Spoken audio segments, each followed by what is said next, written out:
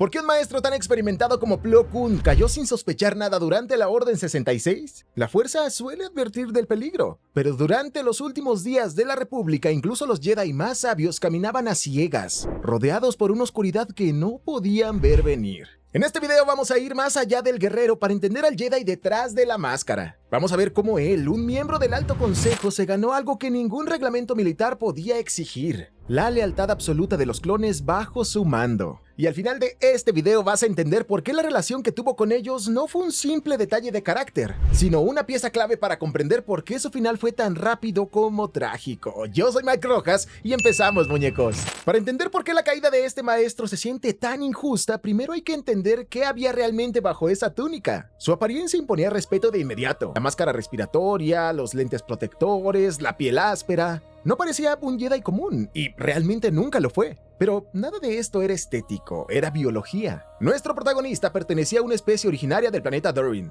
Un mundo con condiciones atmosféricas extremas, muy distintas a las de la mayoría de los sistemas de la República. Su gente no respira oxígeno, su organismo está adaptado a una atmósfera rica en helio. Por eso, fuera de su planeta natal, el general necesitaba un traje de soporte vital constante. No era una elección, era la única forma de sobrevivir. Eso lo convirtió desde siempre en alguien distinto, incluso dentro de la Orden. Mientras otros se movían con naturalidad entre mundos, él cargaba literalmente con su hogar a cuestas. De hecho, sus diferencias no terminaban ahí. Esta raza posee sentidos distintos a los humanos. Una percepción distinta, difícil de traducir a los estándares habituales del Consejo. Y combinado con años de entrenamiento, eso convirtió a este sabio en algo poco común. No solo un líder espiritual, sino también uno de los pilotos más hábiles de la galaxia. Reconocido incluso entre figuras como Anakin Skywalker. Y aquí aparece la primera ironía de su historia. Un guerrero con percepción aguda, experiencia en combate y control absoluto de su nave, fue abatido sin posibilidad de reaccionar cuando la traición llegó desde el lugar menos esperado, pero ya llegaremos a eso más adelante. Sin embargo, la verdadera singularidad del Gerdor no estaba en su cuerpo, sino en su carácter. Aunque su cultura de origen seguía tradiciones estrictas, él desarrolló una visión profundamente compasiva de la justicia. Para él, el deber nunca estuvo por encima de la vida. Esa forma de ver el mundo ya era evidente mucho antes de la guerra. Años atrás, durante una misión en el planeta Shilly, el maestro localizó una niña togruta con sensibilidad extraordinaria en la fuerza. Y esa niña era Ahsoka Tano. Fue él quien la llevó al templo, quien se aseguró de que llegara a salvo, y quien mantuvo un vínculo cercano con ella incluso después de que fue asignada a otro tutor. Y guarda bien esto que te acabo de contar porque será muy importante para más adelante en el video. Ese rasgo, la preocupación genuina por quienes estaban bajo su responsabilidad, no nació en el campo de batalla. Ya estaba ahí. Por eso, cuando estalló el conflicto galáctico y nuestro personaje recibió el mando de la unidad conocida como el Wolfpack, no vio soldados producidos en masa, vio individuos, vidas que no habían elegido esa lucha. Y esa manera de liderar basada en la confianza y el respeto fue también la semilla de la tragedia que estaba por venir. Tener principios es sencillo cuando estás a salvo en el templo Jedi. La verdadera prueba llega cuando todo falla a tu alrededor, cuando no hay energía, el oxígeno se agota y el espacio exterior se convierte en una tumba silenciosa. Y fue exactamente ahí donde la historia de nuestro protagonista y sus clones cambió para siempre. Durante las guerras clon, la República se enfrentó a una de las armas más devastadoras de los separatistas, el Malevolence. No era una nave común, era una plataforma de aniquilación equipada con un cañón de iones capaz de desactivar por completo los sistemas de una flota entera. No te destruía de inmediato, primero te dejaba indefenso, a la deriva, esperando. Cuando el general salió a interceptar esta amenaza en el sistema Bregado, no encontró una batalla, encontró una masacre. Su flota fue neutralizada en minutos, los cruceros quedaron inertes, y el vacío se llenó de cápsulas de escape. La mayoría de ellas destruidas una por droides cazadores diseñados para no dejar testigos. El maestro terminó atrapado en una de esas cápsulas, acompañado por un pequeño grupo de sobrevivientes, entre ellos el comandante Wolf. El espacio era reducido, los sistemas de soporte vital fallaban,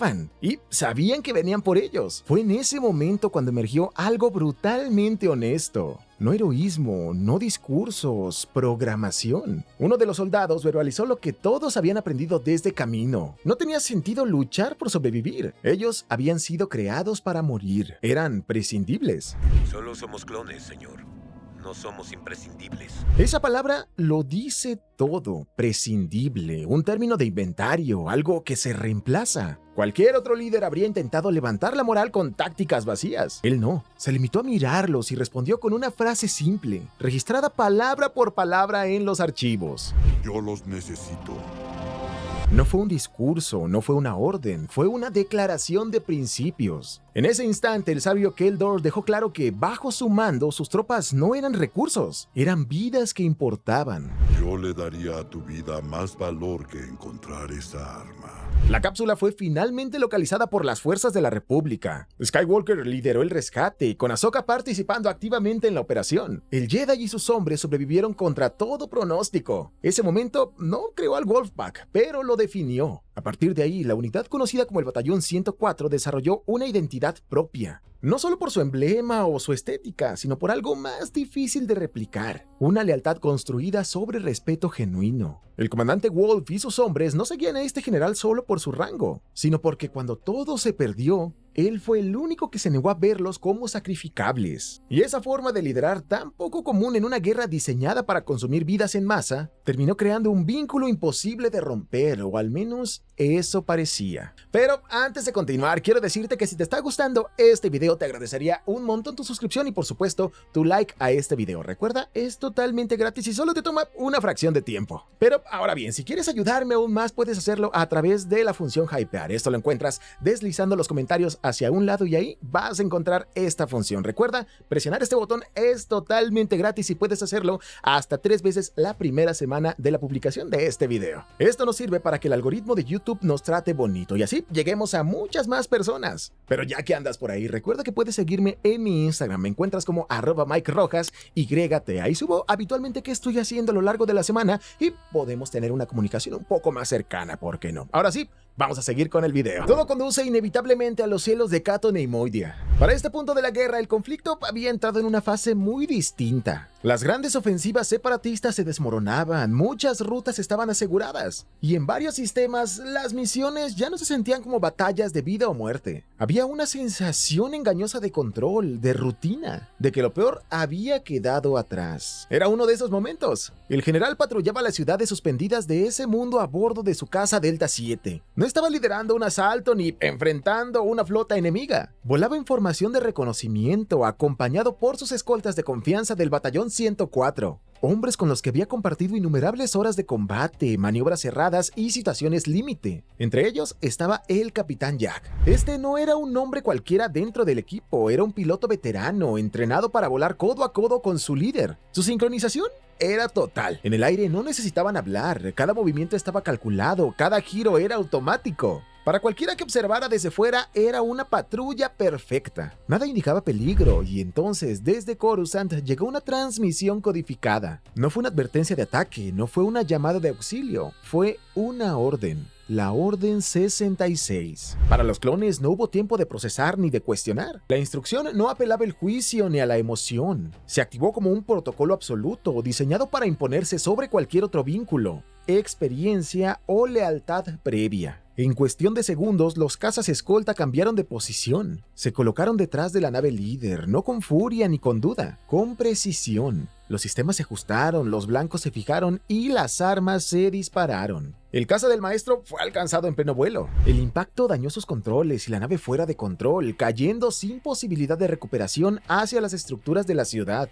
La explosión fue inmediata. No hubo combate, no hubo diálogo, no hubo margen de reacción. Y es aquí donde la historia se vuelve profundamente incómoda. Nuestro protagonista no cayó por falta de habilidad, ni por imprudencia, ni por subestimar al enemigo. Cayó porque el ataque no vino de un rival reconocible. Los pilotos que apretaron el gatillo no lo hicieron por odio ni por ambición personal. No hubo traición consciente, el chip inhibidor cumplió su función. Anuló cualquier otro criterio y ejecutó una instrucción sin matices. Para la fuerza no era una emboscada tradicional, al menos no de la forma en que los Jedi estaban entrenados para percibirla. No había alguien buscando venganza ni un adversario entregado a la ira. Era un acto mecánico, frío, ejecutado por soldados privados de elección en ese instante. Y eso lo cambió todo. Durante años, este sabio Keldor había liderado confiando en que sus hombres eran algo más que engranes. Había actuado bajo la convicción de que el respeto mutuo importaba. de que tratar a los clones como individuos no era solo moralmente correcto, sino necesario. Nada en su experiencia previa le daba razones para sospechar que esa misma relación podía ser anulada desde dentro en una fracción de segundo. Su caída no fue consecuencia de un error de juicio, fue el resultado de un sistema diseñado para convertir la confianza en vulnerabilidad. El silencio que siguió en esos cielos no marcó solo la muerte de un miembro del Consejo,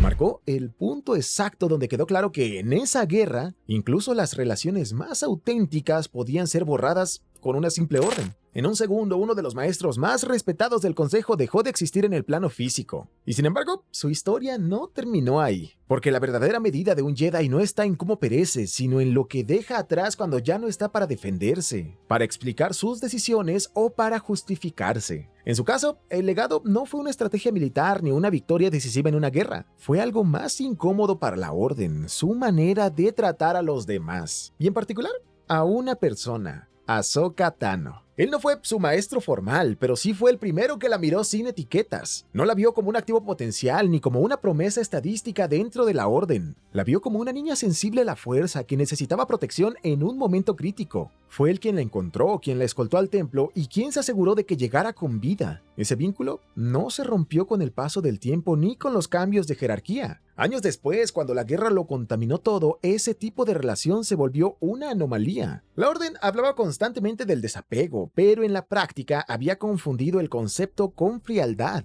La empatía empezó a verse potencialmente como debilidad y el cuidado como una distracción. Sin embargo, el maestro, sin decirlo en voz alta, operó siempre bajo una lógica distinta. Proteger no es apegarse, es asumir responsabilidad. Esa diferencia de enfoque no quedó registrada en ningún archivo del Consejo, pero eso sí dejó una huella. Esa enseñanza volvió a ponerse a prueba en el peor momento posible, cuando ella se enfrentó al Capitán Rex. Bajo el control del chip inhibidor, él intentó cumplir la Orden 66. Ella tuvo todas las razones para defenderse con violencia. Tenía la habilidad, tenía el entrenamiento, tenía la justificación, pero eligió otra cosa. Eligió confiar lo suficiente como para bajar sus defensas. Arriesgó su vida no para derrotarlo, sino para liberarlo del control que lo dominaba. No porque fuera fácil, sino porque acabar con él habría significado aceptar exactamente la lógica que habría destruido a la Orden. Y esa decisión tuvo un eco final. Una escena que demuestra su legado mejor que cualquier discurso. Al final de The Clone Wars aparece sola frente a los restos humeantes de la nave estrellada. No hay música, no hay diálogos, solo viento. Frente a ella, las tumbas improvisadas de los clones que intentaron ejecutarla. Ahsoka podría haberse ido con Rex, nadie la habría juzgado. En ese momento, la galaxia entera había decidido pasar página y seguir adelante. Pero, ¿se quedó?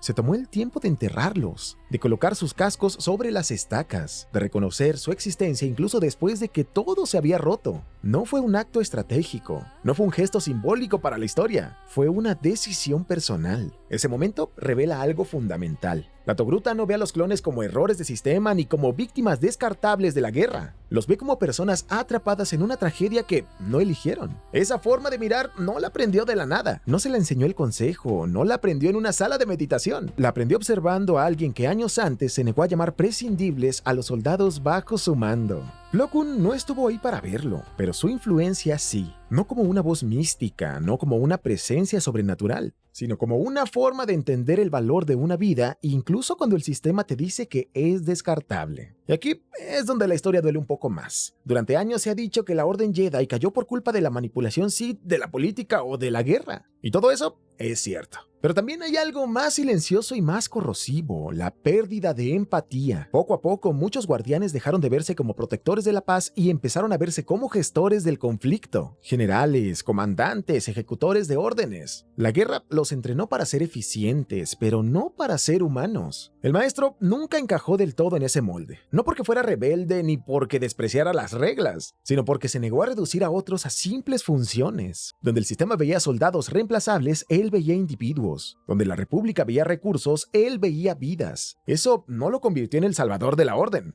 pero sí lo convirtió en un espejo incómodo. Su deceso no fue solo la pérdida de un miembro del consejo, fue la pérdida de una alternativa, de una forma distinta de liderar que nunca tuvo oportunidad de extenderse lo suficiente. La Orden 66 habría ocurrido de todos modos. El chip inhibidor estaba diseñado para eso. Pero la tragedia de Plo Koon no está en que confiara demasiado. Está en que su forma de ver a los demás era incompatible con el sistema que la guerra había construido. Y aún así, algo sobrevivió, no una victoria, no un cambio político, sino una decisión repetida en silencio por alguien que aprendió a no ver prescindibles donde otros solo veían herramientas. Al final, la luz no se mantenía encendida con más poder ni con más control. Se mantenía viva cuando alguien tiene el valor de seguir viendo humanidad, incluso cuando todo el sistema te dice que no lo hagas. Pero hablando de destinos crueles y de oportunidades perdidas, la historia de este maestro duele porque él cayó por confiar, por no ver venir la traición. Pero hubo alguien más, hubo una maestra que vivió la otra cara de la moneda. De hecho, ella descubrió la conspiración completa, miró a la oscuridad a los ojos y estuvo a un solo segundo de evitar que toda esta pesadilla ocurriera. Y por supuesto que me refiero a Yaddle, o algunos también la conocen como la Yoda Mujer. Y si quieres saber cómo estuvo a punto de salvarlos a todos,